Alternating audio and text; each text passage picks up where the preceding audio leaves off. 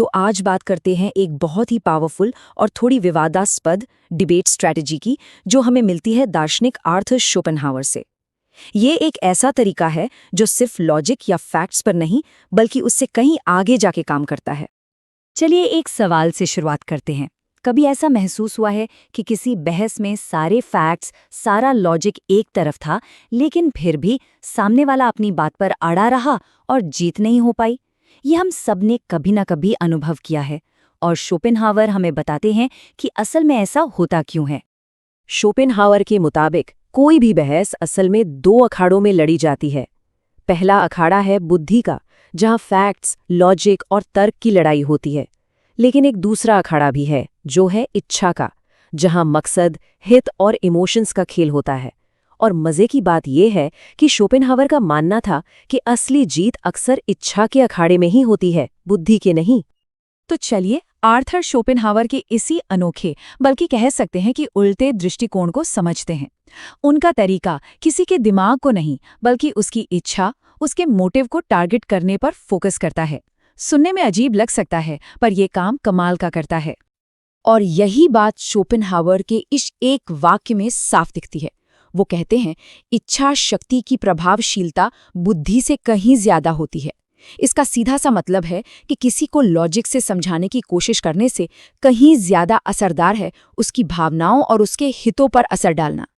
तो इस स्ट्रैटेजी को कहते हैं मोटिव के जरिए प्रभाव डालना।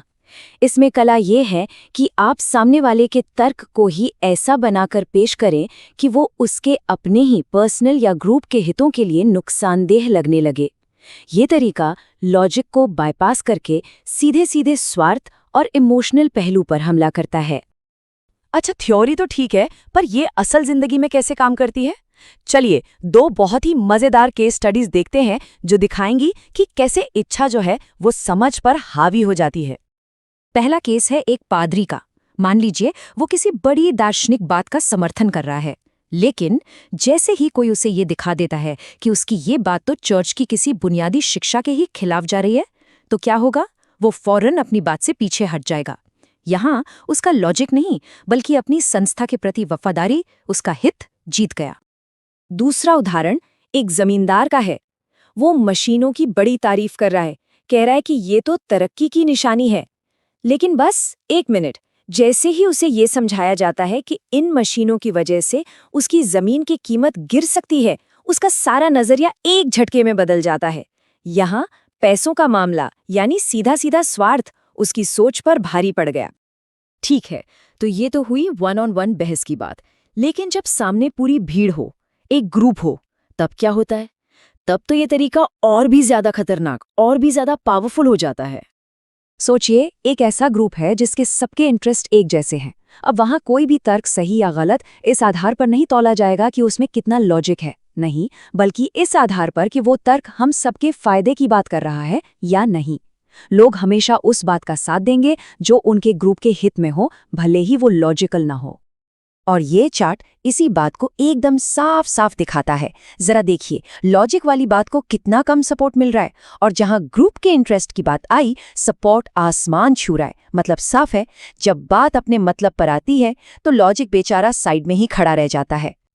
तो इस पूरी बातचीत का निचोड़ क्या है?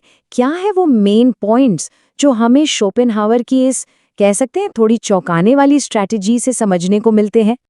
कुछ बातें हैं जो याद रखनी चाहिए।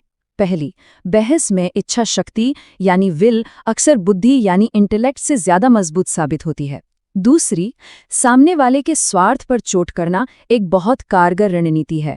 तीसरी, अगर ये दिखा दिया जाए कि उनकी बात से उनके ही हितों को नुकसान होगा तो वो पीछे हट सकते हैं। और आखिरी बात, ये असर तब और भी बढ़ जाता है जब आप एक ऐसे ग्रुप से बात कर रहे हों जिनके हित एक जैसे हों। लेकिन आखिर में एक बड़ा सवाल खड़ा होता है, क्या ये वाकई में किसी को समझाने बुझाने की एक पावरफुल कला है, या फिर ये सिर्फ एक चालाक मैनिपुलेशन है? वो पतली सी लाइन कहाँ है जो पर्सुएशन को मैनिपुलेशन से अलग करती है? शायद इसका जवाब हर किसी के लिए और हर सिचुएशन के लिए अलग अलग हो।